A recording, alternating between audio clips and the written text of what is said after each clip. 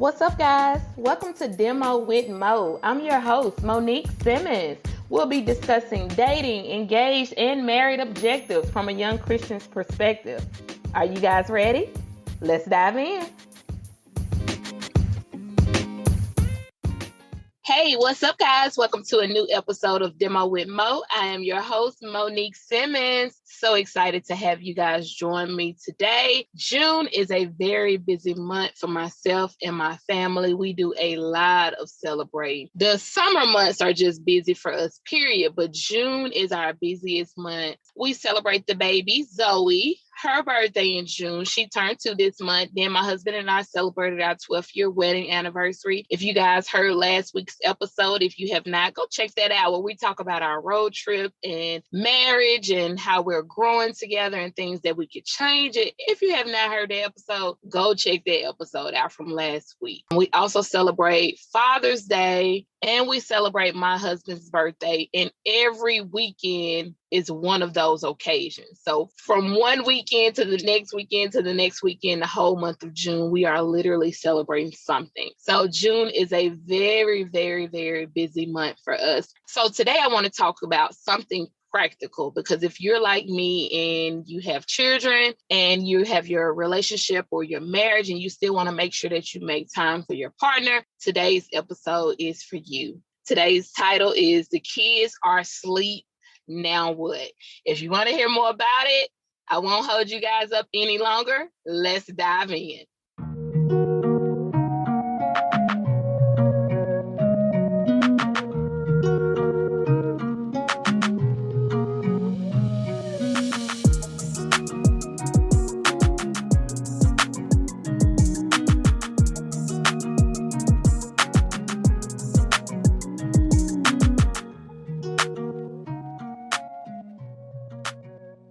Hey, what's up, guys? It's Monique, the host of Demo with Mo. Welcome to a new episode. Today, we are going to be discussing The Kids Are Asleep, Now What?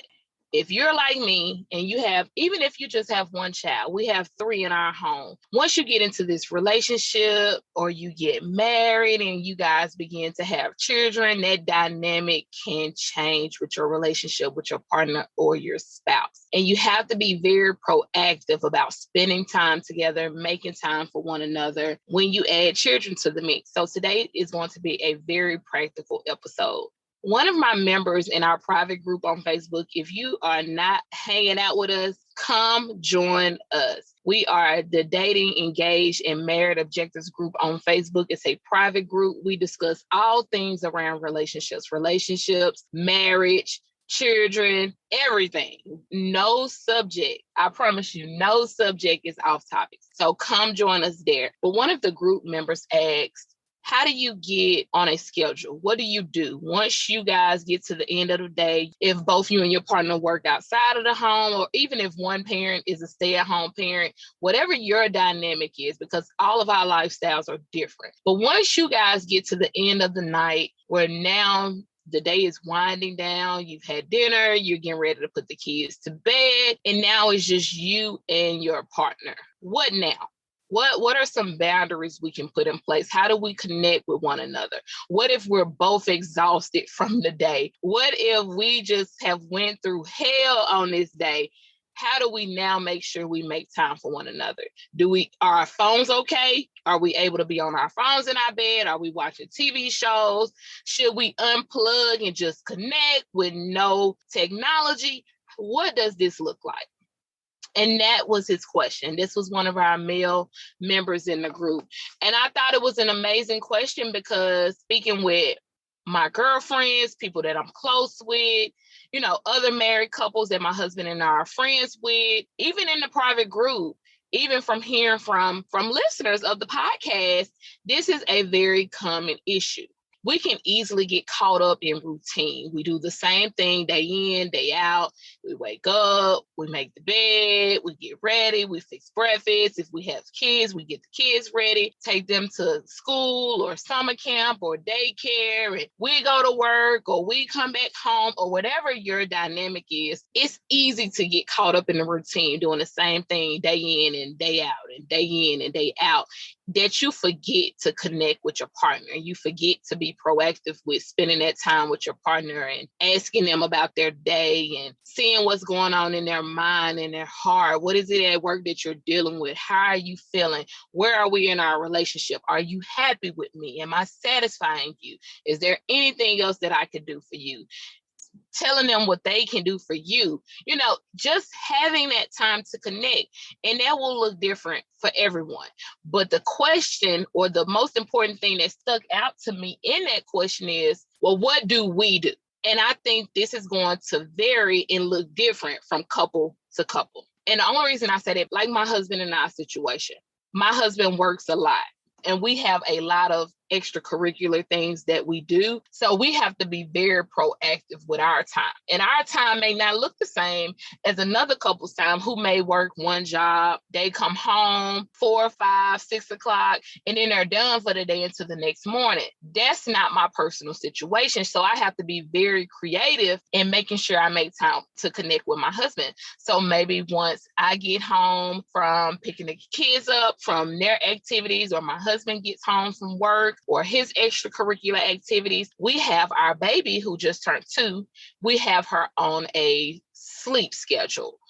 She's been on a sleep schedule since she was 3 months old. And that was because I was being very proactive in making sure that I stayed connected and close with my husband. But because I have 2 older children, I have a 14-year-old and I have an 11-year-old. And from personal experience in the past, I know how a child can change the dynamic of a relationship. And you can forget one another. You can get so comfortable and you can get so caught up in the demands of taking care of a child that you forget to prioritize your relationship and your partner or your spouse. So when I was pregnant with our last child, it was always on my mind. How can you be proactive, Mo? What can you do? How can you make sure you and your husband still have date night? How can you still make sure you guys connect? How can you make sure the sex is still good and regular? All of these things are in my mind because my marriage and my relationship is very important to me. After my relationship with God, it's the most important thing to me. So I was always thinking of ways. And one of those most important ways was putting our daughter on a sleep schedule. I joined this private group on Facebook. I make sure to put that in the show notes because I cannot think of the name off the top of my head, but it helped me so much because there were other people in the group who had the same mindset, who wanted to, get their child on a schedule so this child is not sleeping in the bed with you, who now it's hard to get them to switch from your bed to their crib. I just didn't want any of that. I didn't want to go through any of that. I didn't want it to affect my sex life. I didn't want it to affect my time to connect with my husband at the end of the day. I didn't want it to affect my sleep pattern because, like I said, with my husband's work schedule, our situation looks a little different from some people or most couples, I would say. So I have to be very creative in what I did. So we put our daughter on a sleep schedule at 3 months. And I'm going to be honest, that first week was very hard.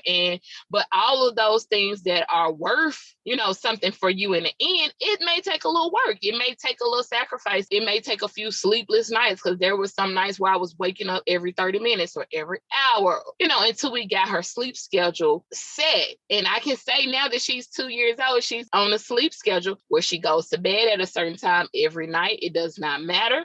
She wakes up at a certain time in the morning. And that has really worked for us. And it benefited not only her, because it benefited her because she needs to get a certain amount of sleep to be a healthy, happy baby, throughout the day.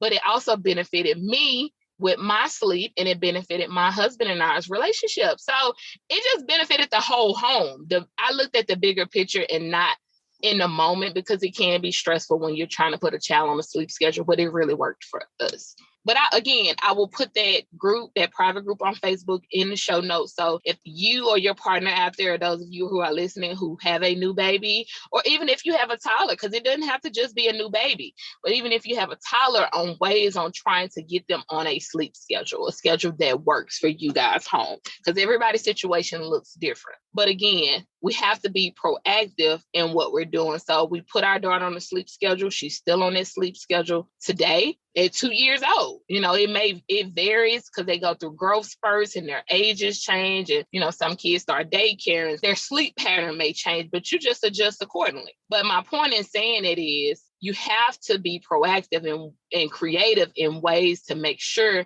you're on some kind of schedule that works so you and your partner can connect at the end of the day. Let's say you put that child to bed. If you have older children or whatever age group, you may have teenagers who may be out at basketball practice or doing extracurricular things, or wherever your dynamic and your home's lifestyle fits, it may look different, but you adjust accordingly. So once you guys get the younger kids put to bed, and if you have older kids, you have a conversation with your older children. You put boundaries in place. Okay, this is mom and dad's time. Whatever you guys need from us, let's say Monday through Friday. Monday through Friday, you guys work, you fix dinner, you spend time with the kids. You may get an hour in with the kids where, you see what's going on with them in their mind and in their heart, and what's going on in school, and how is academics, and how are you feeling emotionally? Are you making connections and building relationships? Whatever that conversation is between you and your child or your children, you make sure you invest that time in with them, but you have a conversation with them. Okay, 8:00 p.m. is our cutoff time. That's mom and dad's time, whether you leave your door open or you close it and you lock it. That's up to you, but you set that boundary and you tell them, okay, at 8:00, that's our cutoff time. Don't knock on our door. Don't come in our room. Don't ask us no questions unless the house is burning down or somebody's breaking in. This is mom and dad's time. Now, what mom and dad's time looks like will be different for each family. If you know that maybe your partner has a problem with you being on the phone all the time, maybe you on social media all the time, maybe you're scrolling in everybody else's business all the time, or you're responding to work emails, or you're responding to extracurricular stuff. If you know this is you and your partner's time to connect, put the phones down. You can put your phone on silent. You can put your phone on do not disturb. You can turn your phone off, but whatever that is, unplug for a little while. And this doesn't have to be an all-night thing. I'll give you my husband and I for an example. Because of his work schedule, it's a little different from what most people's schedules look like. So we have where we get an hour or two in together before he goes to bed. He has to go to bed at a certain time because of the hours that he worked. But I'm still up at that time. So what we do is we have this, let's just say an hour max, because most days during the week it's an hour max. Where we talk. My husband loves to get his back rubbed. If you heard last week's episode, he told you guys this, but he loves to get his back rubbed. And I rub his back every night. And we just talk while I rub his back. Or sometimes we just sit there and don't say anything. Sometimes we watch a movie. I love horror movies. Sometimes he'll find a horror movie for us to watch together. Whatever that is, but it's just us. It's just me and him. And whether there is spoken words where we're kind of talking and connecting in that way, or we're just so exhausted from the day where we don't even have the words to put together, but that time where we can just physically be together and touch and whatever, that's our way of connecting. And after that, he goes to bed, and now I can be on my phone. If I need to work on stuff with the podcast, if I need to work on replying to emails, if I need to do stuff with the kids or extracurricular things, or if I want to just scroll social media, or if I want to continue to watch TV and finish the horror movie that I was watching, that's my time now. I can do whatever I want to do with that time. So what I'm saying to you is I'm not telling you at the end of the night when you and your partner are connecting, now everybody needs to be done with their phones and you can't get on your laptop or your computer and you can't handle any business. No, because this will look different for all of us. But what I am saying is you have to prioritize your relationship and your partner. You need to connect with your partner. And you may not have an hour. You may be so tired. You guys may get a good 15 minutes in. Hey, baby, I love you. Is there anything you need from me? Are we okay? What's going on in your mind? What's going on in your heart? Is there anything I can do for you? No, baby, I'm good. Everything is great. I just got some stuff going on at work, but I'm okay. I'm going to handle it. If things get too much, I'll talk to you about it. But right now I'm good.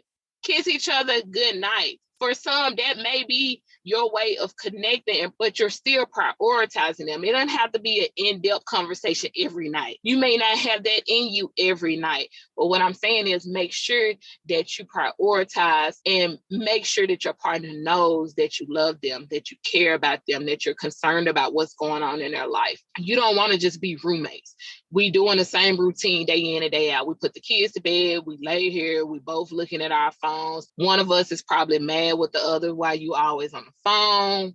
I want to talk to you. I want to connect with you. You on social media, liking and responding on the other people posts. And why are you not connecting with me in that way? Why are you not liking and talking to me and connecting with me, but you worried about what everybody else is doing? And that builds resentment, and that's not what you want. So make sure that you prioritize that time with one another. You set the boundaries with the kids. You let them know this is mom and dad's time. And when it's mom and dad's time, you guys go to the drawing board and decide what that will look like. And it may vary based on what you have going on in your life, the season that you're in, because in the summertime, when the kids are not in school and things may be less busy, it may look completely different. You may be able to have more time to connect with one another versus when the kids are in school and work is a little busier and the kids have practice and more extracurricular activities and it's just so much going on. But you guys have to go to the table. You guys have to go to the drawing board and you have to discuss what works for you. But when you guys come to an agreement, you need to stick to that agreement. If our time to connect is 8:00, our time to connect is 8:00. Don't tell me that you made a Zoom meeting for work at 8:15. Don't tell me that you added on an extra practice at 8:30, or you want to go hoop with the guys, or you want to go to the nail salon with the girls. No, this is our time. That's a boundary. This is mom and dad's time. This is husband and wife time. This is partner to partner time, where this is our time to connect. If we agree to no phones during our time to connect, no phones. Put your phone on silent. You can respond to whoever it is later. You can call them back. You can text them back. You can reply to that email later, but you are prioritizing your partner and your relationship. If you guys agree to no talking about work, when you guys spend that time connecting and you guys have agreed to not talking about work, don't bring up work. This may be an area that is stressful for them right now, and they're really trying to leave work at work. This is a season where they can't even handle talking about work at home. Let's leave work off the table. We can talk about us. We can talk about vacationing. We can talk about dating. We can talk about our sex life. We can talk about new activities or hobbies we want to try out. It's so many more things to talk about, but if you guys agree to certain things are off topic, off limits in this area, because I'm mostly talking about the bedroom, because this is where you go at the end of the night when you're preparing to get ready for bed and you put the kids to bed and all your chores and duties and all those things are done in home. If your bedroom is this sensitive area where you don't want to discuss certain things when it's just you guys' time to connect, let's stick to that. Let's stick to what we agreed upon. But again, as I said when we started off, I don't want to say something and you feel like this is the same for everyone across the board. No. You and your partner are going to have to sit down and have a conversation about how do you want to connect and what will work for your dynamic in your situation that you're in. Because my situation will look a lot different than most people. And I'm sure your situation is different from some as well. So you guys have to have a conversation, figure out when is going to be your time to connect. Set a time. And even if you're not able to do it every day or for the same amount of time every day, kind of get a schedule in place and stick to it. So your partner, whether it's your husband or your wife, they know, okay, 8:00, Monday through Friday is our time. So the kids know this. The kids not going to bother us unless the house is burning down. We know we're going to have the baby put down before it's time for our time to connect at 8:00. And even if it's just 15, 20, 30 minutes, that's totally up to you guys. But try your best to stick to that. And it will change the dynamic of your relationship and your marriage. And it'll also set the tone for your children, because now they will respect your relationship. They will respect your boundaries. They will see from how you guys prioritize one another, respect and honor one another. And they, in return, will want to do that in their own personal relationships when they begin to start dating or get in a committed relationship, or they one day get married. Because we teach our children not so much by what we say, but what we do. But if they walk around the home and they see us walking around like roommates, passing like ships at night, or we don't prioritize one another. One person is eating dinner at the table, one person is eating in the bedroom. You guys are in two separate areas until it's time to go to bed, and then once it's time to go to bed, you guys go to bed together, but you're not enjoying one another. You're not having fun together. You're not respecting one another. Our children pay attention to all these things. It's not what we say, but it's what we do and how we live. And they're watching, and what they're watching and seeing us doing, we're teaching them how love and relationships look. Oh, this is what love looks like. Mom is on the phone all night, scrolling through Facebook or Instagram or TikTok, and she's watching what everybody else is doing in the world. But she doesn't talk to dad. She doesn't spend any time with dad. Or, dad is always watching sports. He's always watching football and basketball and ESPN, and mom in there watching her romantic movies, and he don't care anything about it. If she's not watching football or basketball, he's not studying her. He's in there doing his own thing, and she's doing her own thing. And that's what relationships look like. That's what marriage looks like. And now we're teaching our children that. And that's not what we want to teach our children, because your home is your first ministry. Before I can go out and love somebody else's children, before I can go out and love other men and women in the world and be kind to them and be nice to them and respect them and honor them, I first have to do that at home. Because if I'm not doing that at home, but I go out in the world and do that for everybody else, that cancels out everything. What am I doing? What am I teaching my spouse or my partner? What am I teaching my children? That we can treat the people that we say we love, that live in our home, that we call family, that we're living and growing together. I'm teaching them that we can treat each other any kind of way, that we don't have to prioritize one another, that we don't have to love one another, that we don't have to hold one another accountable, that we don't have to respect and honor one another, but we do that in the world. That's not what you want to teach your children. You want to prioritize your relationship and your marriage and your partner. You want to make sure you prioritize one another. You want to make sure you're spending that time to connect. And you want to teach your children that. And you want to put boundaries in place, because I'm going to tell you something. Your children will take advantage of you. They will run you raggedy, and they won't care anything about it, because the only people that your children really care about is themselves. They love you. They love you as their mom. They love you as their dad. They love their siblings. But a child's first priority is themselves. If I can get you to do what I want you to do, that it benefit me, that's what I'm going to do. So we have to train up our children in the way that they should go, so that when they're older, when they become adults, when they begin dating, when they begin to get in relationships, if they decide to get married, they will know the things that they should be doing. They will know to honor and respect their partners and prioritize their relationship and do those things that are pleasing unto God, because our marriages are to be a reflection of the relationship between God and the church. God is the husband. The church is the bride. God gave his son up for the church. He loved the church that much that he was willing to give up his own son. He laid his own life down. That's how husbands are to be for their wives. They are to love them. They are to be selfless. They are to give themselves up. They are to sacrifice for their wives. You got to be willing to die to self. That means you're surrendering what you want to do in your flesh, but you're surrendering unto God. What it is that God wants me to do. How does God want me to love my wife? How does God want me to treat my wife? The marriage is supposed to be a representation of God in the church. And this is what we are to teach our children. So we have to prioritize one another. We have to set boundaries in place for not only our children, but for ourselves as well, because it's easy to get caught up in a routine. If every day when you go to bed, you were used to getting on your phone and scrolling through Facebook, that's what you're going to do, because that's what comes natural to you. That's what you've been doing. But now you need to set a new standard. You need to set a new consistent thing that you do. Okay, at the end of the night, every night, I want to put my phone down and I'm going to connect with my spouse. I want to talk to my spouse. I'm going to see how my spouse is doing. I'm going to see what's going on with them. I'm going to see, is there anything that I can do for them?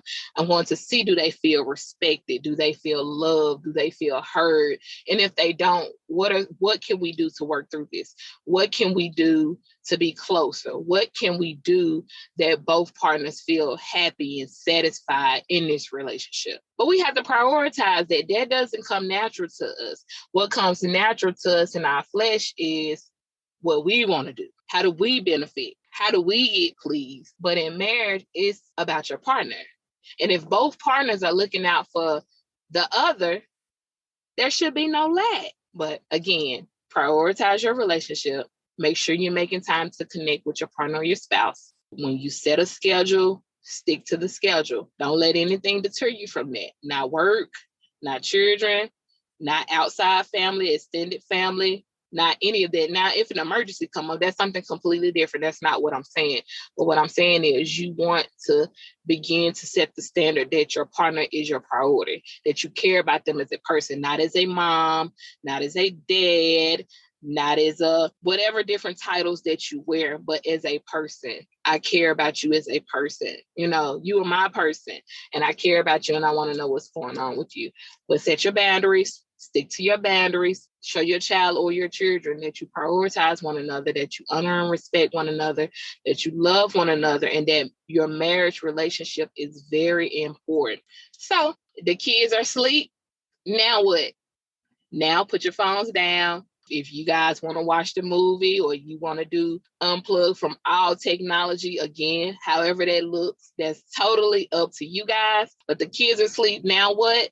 Now it's time to connect. Now it's time to get to know one another better. Now it's time to see what's really going on with you and how I can love you better and how I can show up for you better and how can we become better friends and better lovers and whatever it is that's going on in your relationship. This is your time to connect, which is you and your partner. And take advantage of that. Don't take it for granted because you can end up in a place, you hear it all the time, we're not in love anymore. You know, and what you're really saying is we've gotten stuck in this routine. We've forgotten one another. We're not friends anymore. We're not lovers anymore. We're not having fun together anymore. And all you need to do is reconnect, get to know your partner for who they are today, because we are consistently changing. We go through life, we go through storms, we go through the troubles of this world, and these things change us. You know, we get older, we get more mature. Some of us get wiser. Well, that's what we should be doing anyway. And we're changing year to year. We're becoming this different person. And if we get stuck in a routine and a rut where we're not connecting with one another, I'm still treating you like that person you were 5 years ago when I was connecting with you, when I was dating you. And I think you still that person, but that's not who you are anymore. So now if we could keep consistently connecting with one another, prioritizing one another, having fun together, dating one another, getting to know one another, enjoying one another, and really prioritizing the other, we can get to see them for who they are today. And we can begin to love them for who they are today and build from there. I hope you guys enjoyed today's episode. And as always, I love you guys, but God loves you so much more. I'll see you next week. Bye.